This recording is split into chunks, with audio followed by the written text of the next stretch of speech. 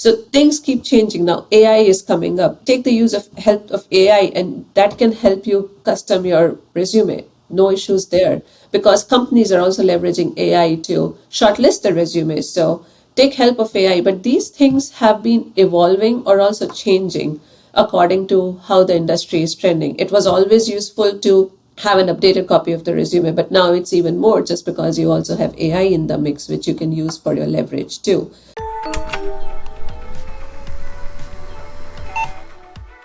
Welcome, everybody. My name is Haresh Singhani. This is Conversations with Haresh. We'll be talking to people of varied backgrounds, covering various topics. I'm very excited to be able to share these with you. The goal is to increase curiosity and empathy amongst all of us to help us grow professionally and personally at all levels. And of course, we also want to make sure that this is fun. So thank you again, and we'll look forward to having you. Hi, Ruchi. Hi, Haresh. Well, thanks for joining us for this episode of Conversations. We've talked about this a few times in the past, and I'm glad we could make it happen. There's lots of things we've talked about we could potentially discuss here, but just for everybody's benefit, you are part of Hitech Advisors. You joined our team a few months ago. Your expertise is in talent acquisition. I'm really excited to have this conversation, and thanks for making the time for this. Yeah, thank you for having me. If I have to start with the introduction, which basically comes first, you are right. Like, I have been into talent acquisition. I have been in the tech industry, in the talent space for about 10 years now. Both of my experience comes from in-house recruiting and agency recruitment as well. So that gives me like a overview and like a holistic picture about what the technical recruitment is like. So, and yes, I have been with Hitech Advisors for about 6 months now, and really excited to be here. And in 10 years, you've seen ups and downs, and we can explore that a little bit more. Right? You've seen different companies and different team members, or different skill sets, etc. But the market has shifted quite a bit, probably a few times in the 10 years. So it's really exciting to have your experience in the team.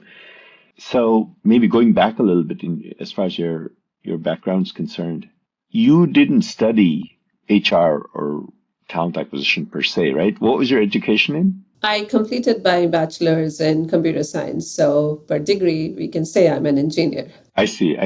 And it's kind of interesting, many people that do study engineering end up in talent acquisition. And then, of course, many people who don't study engineering also end up in talent acquisition. I think the idea is when you are in school or college, you do not think that you will be going into talent acquisition. Like, no one goes to the school thinking that, okay, I'll be maybe a recruiter, like going like maybe 10 years down the line or 5 years down the line. It happens along the way. For so many people, some make it happen. Some, like for me, I identified along the way that this is what I like to do. And here I am 10 years into this. I see. Well, that's great. Were there things that surprised you when you got in the field as far as what you might have thought the field would be like and then what it actually was like? I'll be honest with you. I thought this is an easy role. Like, it shouldn't be as difficult. But when I was actually into the role, when I started with my agency experience like 10 years ago and then moved into in-house as well, every job that I was at, every role that I was into, I learned a lot, and I'm still learning till date. And it surprises me that there could be so much to learn within this role. But I think as an outsider, I always felt that this is one of the easiest roles. I didn't realize the challenges that recruiters or the people in the talent acquisition industry would face, or in this role would face when they're looking for talent. Maybe this is not too unlike other fields, right? Where there might be fields that look very simple, maybe house painting, I don't know, from the outside. And then when you start doing it, you realize that there's different types of paint, different types of surfaces, and different heights and whatnot, right? And then you realize you need different types of ladders, different type of brushes, and it's very nuanced. And similarly, maybe with even things that seem really, really simple, such as mowing a lawn. But when you start doing it at scale, the complexities or nuances come up. So just for the benefit of the listeners, we had an outline kind of, you and I had discussed about how this conversation would go.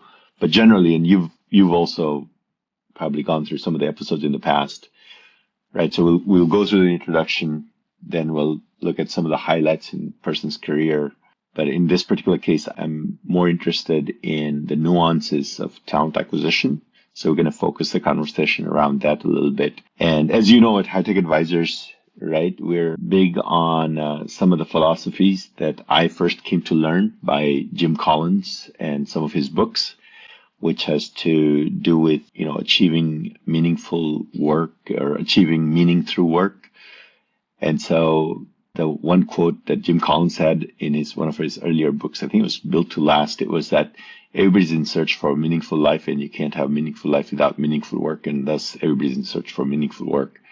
And that's been kind of a guiding light for us. And being in consulting, working with different kind clients in different domains, it gives us a lot of flexibility and breadth in terms of the ability to engage different types of experts and different types of people to solve different types of problems. And so for us, talent acquisition and mapping problems or careers to people is the core of what we do and what inspires us. As I've said before on this podcast, but also in many conversations with you, at a practical level, we view ourselves as experts at engaging experts on behalf of the clients. And so that being kind of the context of the broader framework, this conversation is focusing on talent acquisition and how maybe it's being done, how it has been done, what are the nuances, your experience, your expertise, and what you've seen. So I'm looking forward to continuing to focus the conversation a little bit on those aspects for those reasons. But any time, just like other guests have done in the past, feel free to highlight whatever is relevant. And also, there'll be an opportunity for you to ask questions to me if you wish to, so you don't feel the work is all one way.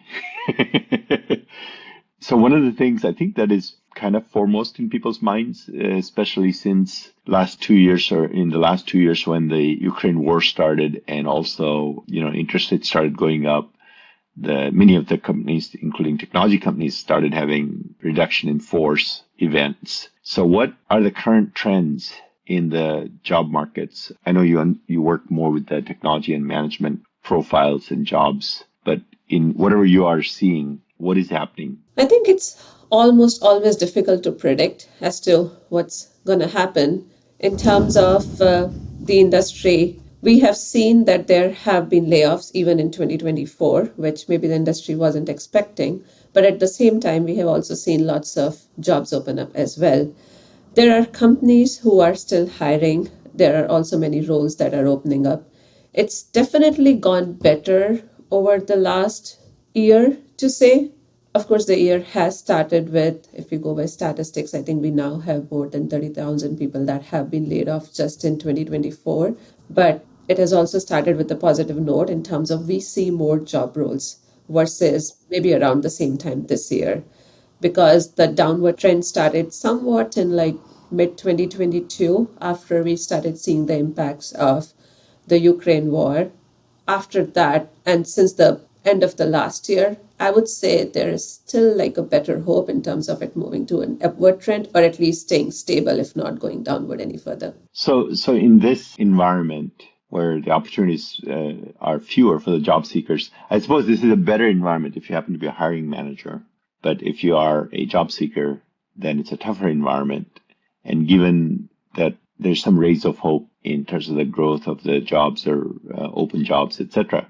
But still, it's a constrained environment as compared to before, inflation took hold and the war started. Suggestions or guidance for job seekers of different levels, different skills, different geographies? Yes, I think it's always the case when the market is shifting. This one feels more like a hiring manager dominant market where they have more choices, more people to pick from, more people to choose from, more applicants as well.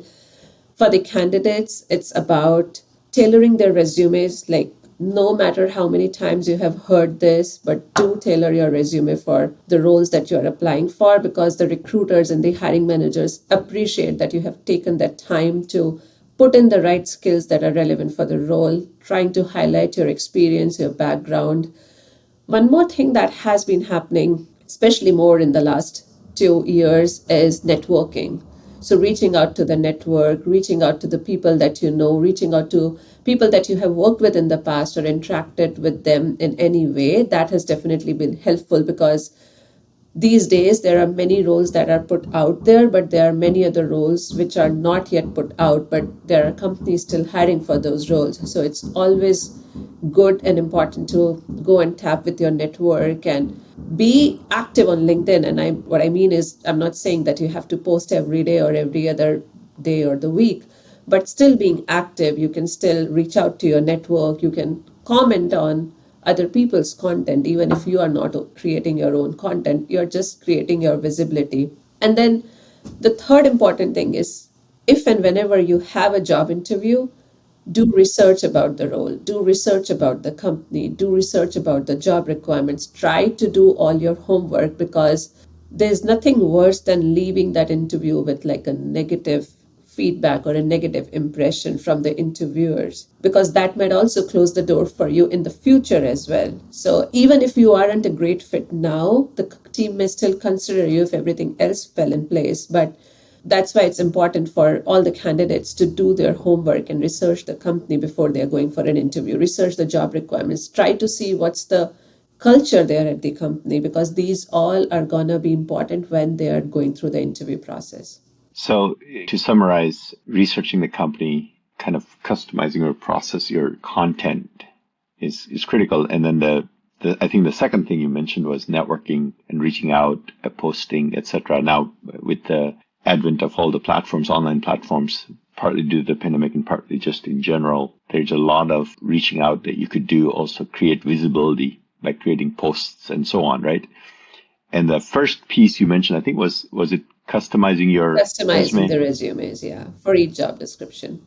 Okay, okay. Do these vary in your experience as far as the job seekers that are more successful versus others with regards to whether it's a particular skill sets or seniority level? I think this is more relevant to what's happening with the industry and the economy in general for the past 2 years. Up until before, like candidates would apply on the roles, and even LinkedIn, if you look at it like 10 years ago, it has always been a professional network, but 10 years ago, maybe it wasn't as utilized as it is utilized today. So things keep changing now. AI is coming up. You can take the use of help of AI, and that can help you custom your resume. No issues there, because companies are also leveraging AI to shortlist the resumes. So take help of AI. But these things have been evolving or also changing according to how the industry is trending. It was always useful to have an updated copy of the resume, but now it's even more, just because you also have AI in the mix, which you can use for your leverage too. It definitely differs if you are a fresh college graduate versus you have 10 years of experience versus you are at like an executive leader in the company, because that's going to change everything in terms of what's on your resume, the kind of network you hold, and the kind of roles you will be looking for. So it's definitely going to vary as to what stage of your career you are into. I see, I see. And then on kind of going to the other side a little bit, from the recruiter's perspective, whether you are an inside recruiter or an agency recruiter, what are some of the best practices that they can employ so that they can actually, create maybe the right interest or the broadest interest in the target candidate pool, right? So whether you're recruiting for senior roles, junior roles, tech skill sets, business skill sets, different geographies, different salary levels, etc. Are there key things, and especially in context of the current market, that recruiters can keep in mind or follow to be more successful? I think it's more about how to get the right candidate in, because sometimes it's more about, in fact all the time it's more about quality versus quantity.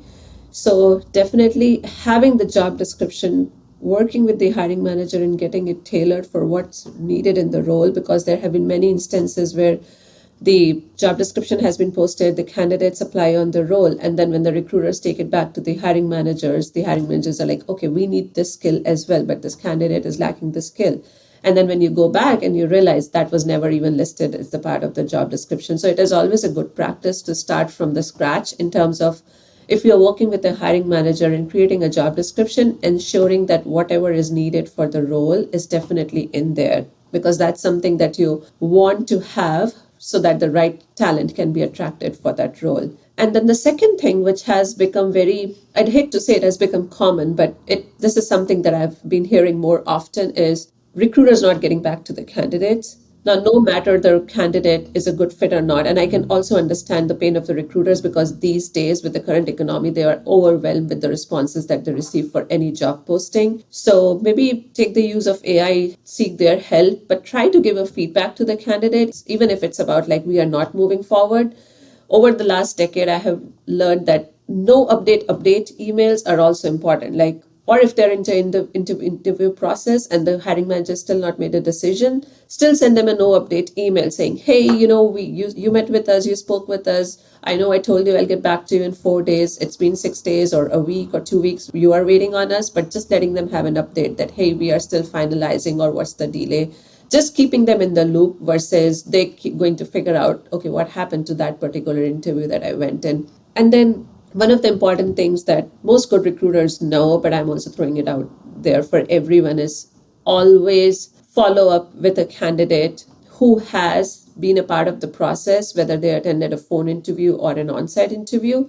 Always follow up with a phone call. Never reject a candidate in an email, because if the candidate has spent about an hour talking to the hiring manager, even if it's just for the phone interview, or they have been for an on-site and spent 4 or 5 hours speaking to the team and they have prepped for the interviews, they deserve a phone call back, because it's not just about filling that role at that moment. You are creating a brand. You are creating a brand about yourself as a recruiter. You are creating a brand about the company. You are talking about the company culture.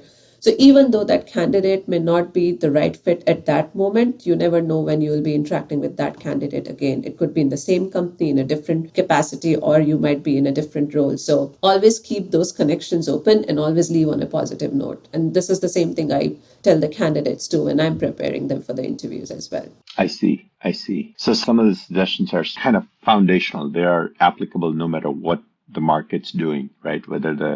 There's a lot of candidates available for jobs that you might be recruiting for. There are fewer candidates. There are certain things that I would say that the hiring manager can definitely do, because those are the people who are initiating it. Those are the people who are also talking to the candidates and making a decision for their teams. So many a times, one of the big things that I've always seen hiring managers do is that they'll be slow in making the decision. Like, if you found the right candidate and you feel they are a good fit for the role, go ahead and get them and give them an offer, or move ahead with the next steps in the interview process versus holding on to the candidate, because all good candidates are fielding multiple offers. And if there is a delay in terms of making a decision for which you're not sure about, then it's going to cost you that candidate. You might lose that good candidate. Now, I'm not saying that if the candidate isn't good, then you should move ahead. But once you identify that this is a good candidate, break that practice. Oh, I want to interview 5 more candidates before I can make a decision. If you found the right candidate, just go ahead with that candidate. If you found all the skills in that. And then the other thing, the same thing that I tell the hiring managers too, is when you are meeting with the candidate, try to show the employer brand, try to create the company brand, because the candidate is also interviewing you. It's not just that you are interviewing the candidate. So once that comes into the recruitment process, it's again the same thing. Even if for this moment you do not like the candidate for that particular role, based on how the candidate had the experience for their interview, they're going to refer more candidates in the future or come back for future roles. So it's very important to build that awareness or that culture or that brand for the company as well when we're speaking with the candidate. So I think these are some things that hiring managers miss. Sometimes they're too fixated on some of the technical skills that they're looking for in a candidate, or the qualifications that they're so specific about it. They need to see that the candidate is fit culturally as well, that they'll be able to work well with the team, because those soft skills, they are also important for the successful collaboration within the team, and even for that particular candidate to be successful in the team and grow in the company. I see. I see. As you were talking, and Hitech Advisors being a smaller company, I think it's even more critical to convey to the candidate more about the employer, right, and the team, because oftentimes candidates don't know enough about the team. They certainly won't know enough about the team, usually, if it's a new applicant, unless they're like a referral from an existing team member. So that is always there, which is convey enough kind of energy and enthusiasm and the positives, as well as maybe challenges of what's happening in the team. And then at the brand level, if you're a smaller company, you'll have to convey probably more at the brand level also. If you're a large company, there might be so much content about a brand that there's not that much more to convey, but there usually is still some things to convey, even if you're talking about a JP Morgan brand or a Boeing brand or whatever it may be. That's a critical point. Yeah, like always be transparent with the candidates. If I'm a recruiter and I'm talking to a candidate from a brand perspective, from a company perspective, I want to be transparent, let them know everything that I know about the team or the role. And if I'm hiring for a client, I may not have as much information, but whatever I know, it's crucial for me to share it with the candidate because that's going to help them understand more about the team or the role and also help them move ahead in the process. What if they have an interview with the client? The more I would have prepped them or let them know as to what to expect, it's going to be good for the candidate and good for the client as well. Makes sense. Makes sense. So there's one other area I wanted to explore, which has been kind of more prominent probably in the talent domain in the last 4 or 5 years or so. It's always been there, but it's more prominent in light of the racial or bias tension we've had in this country since George Floyd. But in the hiring circles and talent circles, the diversity and inclusion initiatives and goals that companies have set out for themselves. And I believe you have had a chance to participate or drive some of those initiatives in your experience.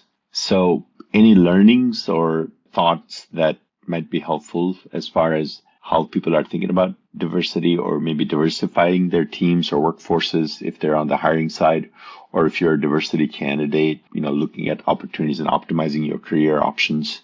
I think it has been emerging over the last decade more so, like you said, in the last 5, 7 years, where diversity and inclusive hiring has been very critical for all the companies. And I think companies also realized eventually that the more diverse members they have, whether it's in their teams, in their management teams, in their executive leadership, they bring in more opinions, they bring in more thoughts, and those diverse backgrounds helps in terms of having that success for the company. Over the years as recruiters, I have also been working with many hiring managers. It has been important for the companies that I worked with in the past as well to have that kind of workforce. And some of the things that are important is to have like a job description, which is very inclusive. There are many websites like Textio and all that can help you create that inclusive job description because that's going to help all these employers and companies or attract the diverse pipeline of candidates when they are looking for the roles or when they want candidates. And then there's one important thing is we all have like an unconscious bias when we are meeting with people or speaking to them. So over the years, many companies have implemented it, but it would be good for everyone to implement. There are unconscious bias trainings for all the interviewers. And once they take that, interviewing a candidate for a particular role, if they have taken that training, it's definitely going to be helpful. In the past, we have also had instances where we had applied resume screenings, but like not knowing it's like filtered resume screening. So like removing the names or trying to remove unconscious bias and then trying to see. So those kind of practices can be more prevalent as well because everyone now knows that how important it is to build like a strong, diverse technical force, strong, diverse forces for their teams, for their companies. And these kinds of initiatives are just going to add more people in the funnel. And once we have that, the more people you have in, there are potentials of more people having to succeed or being able to out or get an offer. So you just want to try to increase avenues as to how you can reach to more diverse set of workforce.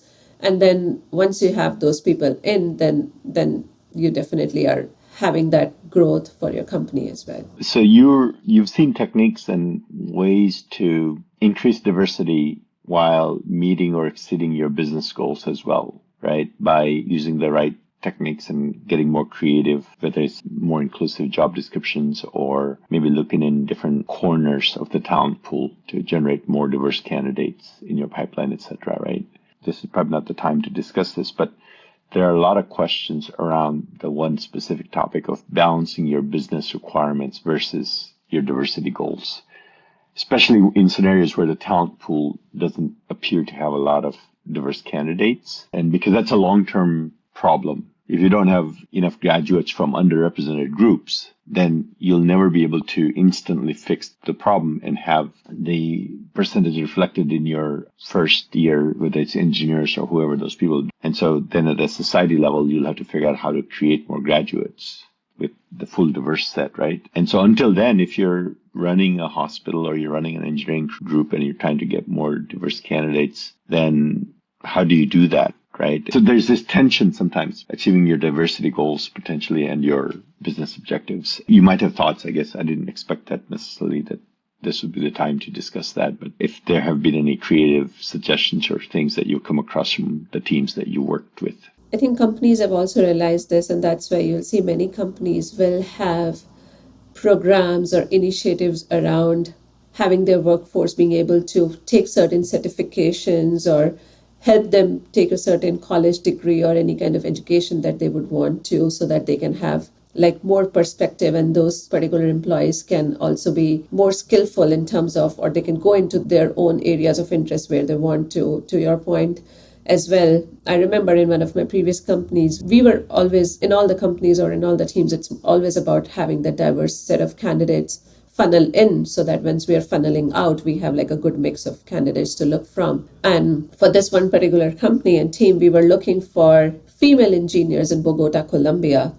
But it was really difficult because not many female there go into STEM. So this is a challenge. Like, even if you want to build diverse teams, how you would go about that. And that's why companies have also identified this and trying to promote through some certifications or like college grants that they can offer. I think when the companies or teams are facing this dilemma in terms of should we achieve the business goals or should we move ahead, there's one thing that we have always learned is try to broaden your search. Like, if we get 10 good candidates, but there are no diverse candidates, that means we still need to work on it as recruiters to see what we are missing out that we do not have these candidates in. And then there are so many ways and strategies. And then once we have like more diverse panel, then it's always useful and good, beneficial for the team and the company as well, that we'll have more candidates. Now, it's also important for the companies to identify as to what is the current dynamics of the team. If for this one particular role, they're not able to get like a good diverse candidate, but the team has still people from underrepresented backgrounds and there are mix of opinions, they still have to be mindful as to what they're making the next hire on. Like I said, there are certain strategies that they can apply, but it will always be a dilemma between reaching the business goals or hiring underrepresented talent. And it's always going to be coming back down to what they have achieved so far and where they are on that track on.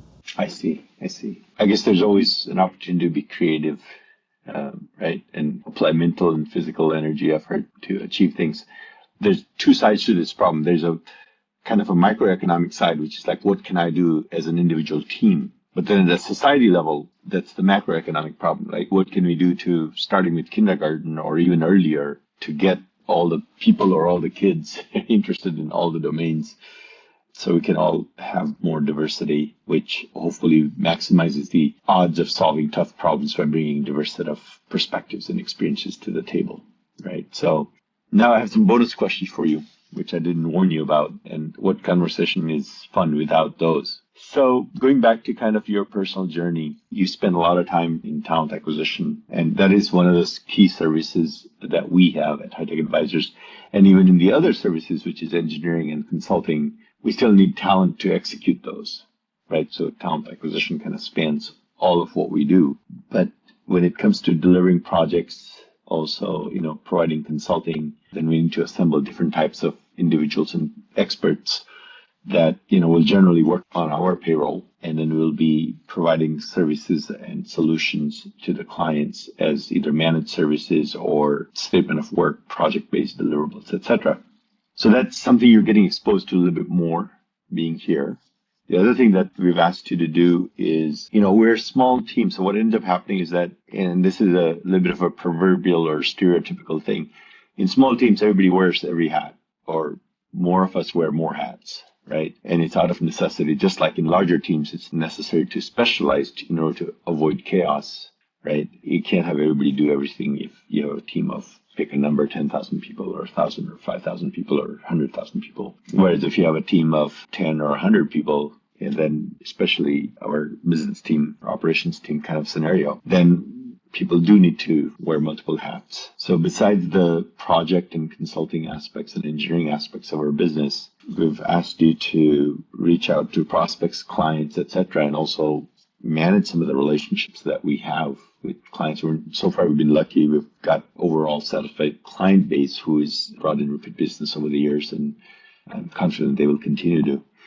I know you've been here only a short amount of time, relatively speaking. So you've had these opportunities to flex these other muscles, right? And so going back to something you mentioned earlier, which was you jumped into the talent acquisition domain 10 plus years ago, and you realized it was different and it had more nuances and complexity and challenges, and what do you call it, was harder than what you thought, right? And so now that you've done these few different, we've asked you to add to your repertoire of things that you've been doing in the last couple, 3 quarters. What are you learning, or what has the experience been like, and what's easy and what's hard about this? It has been fun so far. I always like meeting with people, talking to people, trying to understand about their journeys. Over the decade, I have interacted with so many of candidates. Obviously, there have been many that I'm still in touch with. I have realized that, nurturing relationships is important. Building those relationships and nurturing over the years is really important. So that helps. When I was at Google or Amazon or Twilio and these companies, I had the flexibility, but at the same time, I was still confined to a certain domain as to what I'm working on. There was a lot of projects that I could do. There was a lot of learning that happened there. These companies definitely shaped me into what I am today. And now that I'm at Hitech Advisors, I am able to use all the skills that I have learned from there. And like you said, also flex some of the muscles that I didn't use earlier in terms of meeting new people or managing the relationships with the existing clients. So far, I would say I have been enjoying that piece as well. It's always good to meet great people from the industry, try to learn from them. I'm also, even though our team is small, I'm still learning each day because, like you said, we are master of everything, or we are learning everything. So I feel I'm a great recruiter, but in this role, there is a lot more that I need to do just than being a recruiter, and all the learning that is involved here that I'm getting over the past 6 months or so. It has been great. And like I said, I'm enjoying every bit of it. We might want to ask this question a little bit later, but does it feel harder or easier than what you might have expected when you started? When you're getting into a role, it always seems easier, or you know what you are expected to do. And then when you are in the role, you realize that there's so many things that you still didn't know, or there's so many things that you felt would be easier to learn, but maybe they are not. It's the same for me. Getting into the role, I knew what I'm getting into. I knew the kind of mix this is. I also knew about the company. But then once I am in, that's when I'm experiencing it and learning it each day. So I'd not say it's easy or hard, but it's at the same time, it challenges you in a way that I was never challenged before. Okay, so you're learning this transition that you've accepted, or challenge that you've accepted for yourself, right? Which is to work in a capacity that is an extension of what you've been doing. So we're definitely leveraging what you've been doing for the last 10 plus years, right? But we're kind of adding these couple of different aspects to the role. This happens with most of us, right? Most of us grow in our career, sometimes by choice and sometimes because events come about that are outside of our control. But, going back to kind of the core of what we do and what inspires us at Hitech Advisors, right? Which is to help people have meaningful journeys, professional journeys, right? So I think putting ourselves in uncomfortable situations or new situations where you're kind of shedding your complacency, at least temporarily, is a healthy thing. It's always encouraging or impressive to see people take the plunge. Thanks for doing that with us. I think that's bulk of kind of what I had in mind. One of the other things we've discussed in the past with people that have been on the podcast is it has had to do with setbacks and recovery and how you use those kind of instances for growth.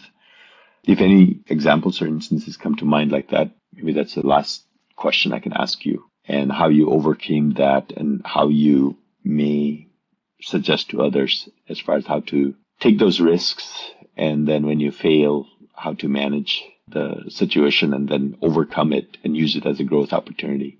Yeah, I mean, over the last so many years, definitely there have been times when I've failed as a recruiter, maybe in terms of filling the role or maybe convincing the candidate to be able to join the company.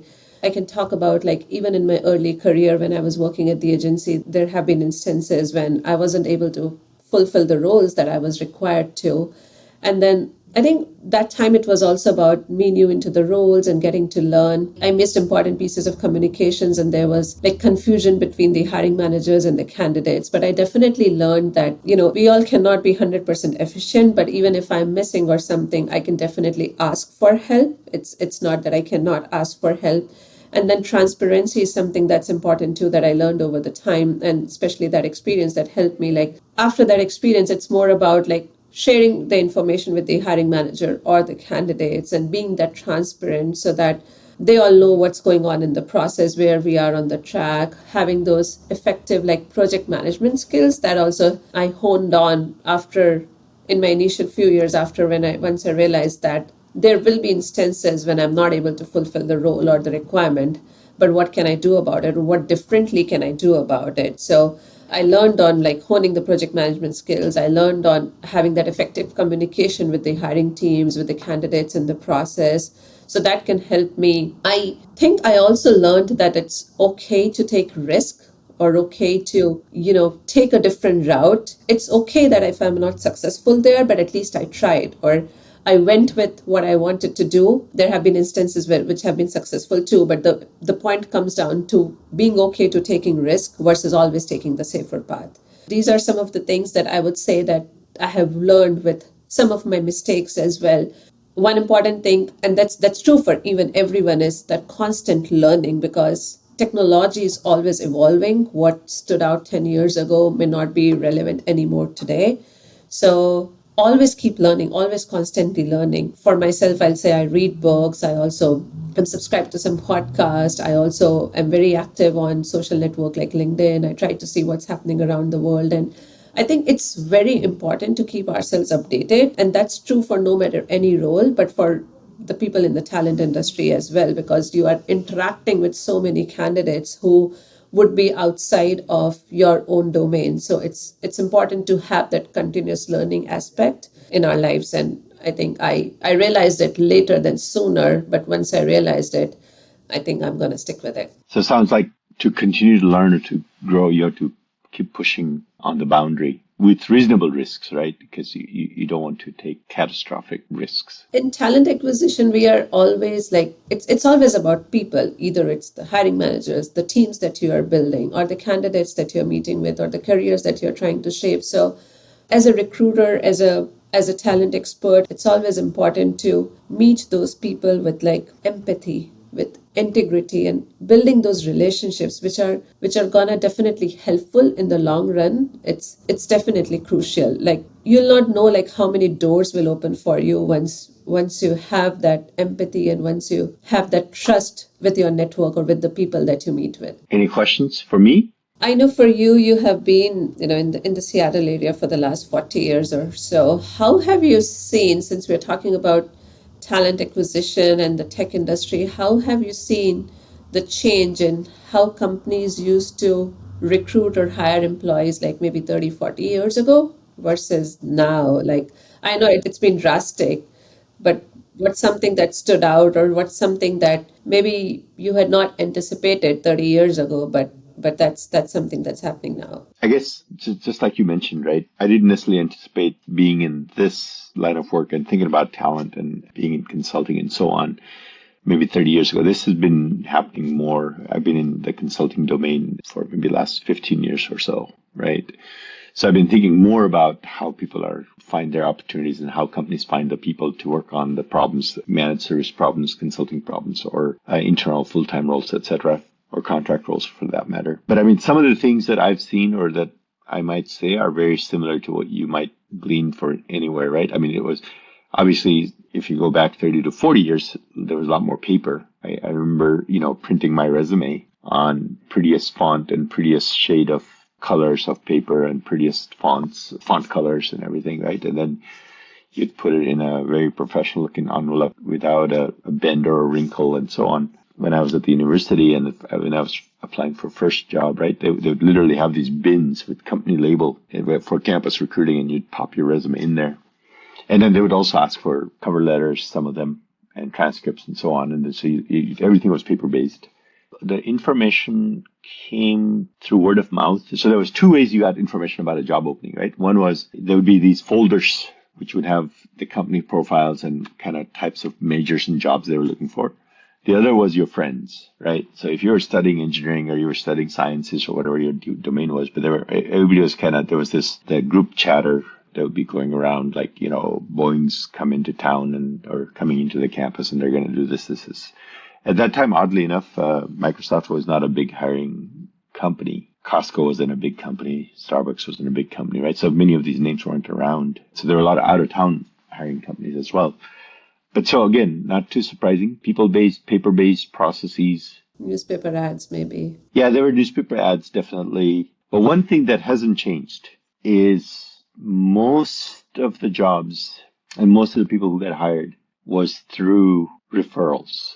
Yeah, that's when networking is crucial. Yeah. And I think that's still a smart strategy for both the candidates and the hiring teams because it reduces the risk quite a bit.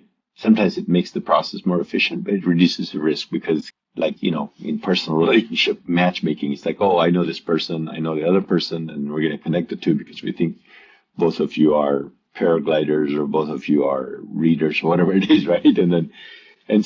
And this is something that we get at Hitech Advisors. Sometimes people are like, oh, who's your competitor, right? And that's a very common thing. That's a common question for a vendor. And then it's also not very original, right? Actually, that kind of question, or the other question we get is, why should I hire you? Those are interesting enough. While the prospects or the clients are trying to judge us or assess us by using those questions, they tell a lot more about them than they do about the vendor, right? It's like the answer when people say, why should we work with you, right? It's like, if you don't already know that, you probably shouldn't be talking to me. And most likely you're talking to me because you already know why you should be working with us. So you should be telling me, right? So, but with regards to who's our competition, then I always say that even for our consulting and engineering practices, but definitely for talent acquisition practices, our biggest competitor is your employee referrals or your team members' referrals, right? That's kind of our biggest competition. But I also tell them that no matter how much I want their business or we want their business, we bless them and wish them that they hire even more through their own referral network, right? Because that is the best thing for their business. And so that hasn't changed. All the mechanics of job search and hiring have changed, right? So paper's gone. People is still there. That's not gone, but paper is completely gone. So, ads are not in newspapers as much anymore. Obviously, applications are all online. And then, resumes and everything is electronic and so on. So obviously the pandemic has shifted a lot more in terms of rate of change per unit of time, right? In the last 3 to 4 years, probably a lot more. Hiring has evolved a lot.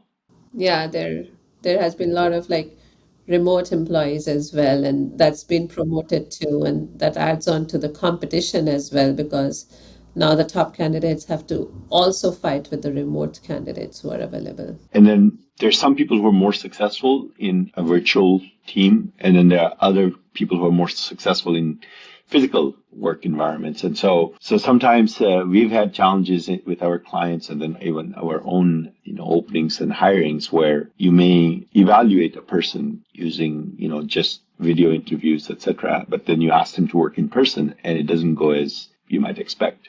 Or vice versa. You interview people in person and then you're like, okay, go and get your work done. It's going to be a remote position. But then that person is not as successful.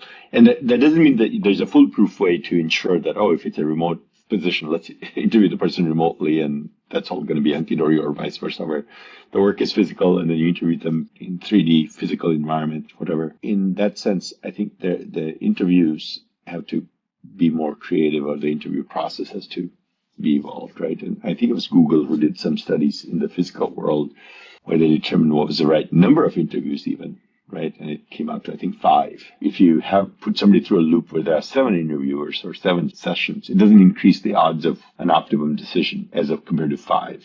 And then, of course, if you have 3, you're less likely to hire somebody. So basically, the more people interview candidates, the better your odds of an optimum decision. But then after 5, it doesn't help that much. So there are probably techniques like that, maybe, and we have maybe some ad hoc ones as to what to do when you're evaluating people remotely versus in person and so on. I mean, I have been in this space for about a decade now. There's still a lot of learning that I'm doing. I think for parting thoughts, I'll have thoughts for like the job seekers. I know the market seems tough these days, but don't give up. Keep practicing on your networking skills. Keep tailoring your resume, like no matter how daunting that seems. And the next opportunity is like right across. Like you'll never know when it comes up, when it shows up. For the hiring managers, continue building that brand as you speak with the candidates. I know this market is more in favorable for the hiring managers, so it's also potential that you'll be speaking or meeting with more candidates to build that brand and build that trust over time, because that's definitely going to be helpful. Try to, if you really like the candidate, try to sell the role or the team like earlier in the process and understand them. And then definitely for all my people in the talent industry, or all the recruiters or talent acquisition professionals, it's,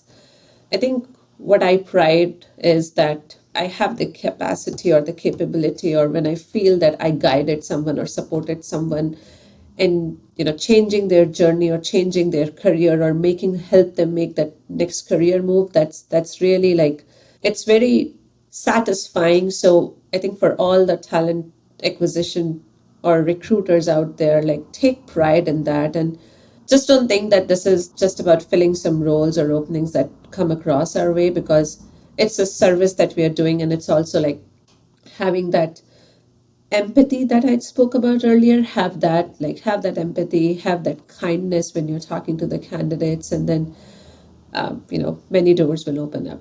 Excellent. So I guess don't give up. Yeah, Have don't give up. empathy Keep and grinding. Keep grinding. Keep learning, and then sure. have fun along the way. Right, right, right. It's a long journey and the relationships last long. So make sure you're following up with the other side to create a good experience on both sides. Excellent.